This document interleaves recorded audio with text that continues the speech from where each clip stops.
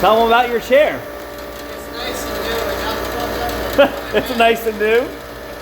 How long did it take to put together? 5 minutes. How much did you pay for it? Well, less than that. Yeah, like 44. And it comes with convenient 4 cup holders? This is a detailing chair. They're meant for spray bottles. Yeah, it's a detailing chair, but I didn't want to. Hold on. Oh, I forgot that I ordered detailing. It's actually a portable porta potty. Yeah, I can take a shit.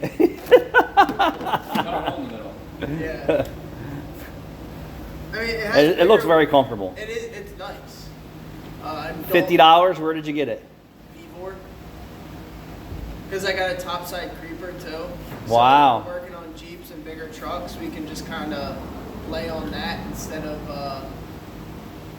climbing in and out, damage. Oh, you stuff. didn't get the deluxe one from Granger? Yeah, no. I spent $150 bucks.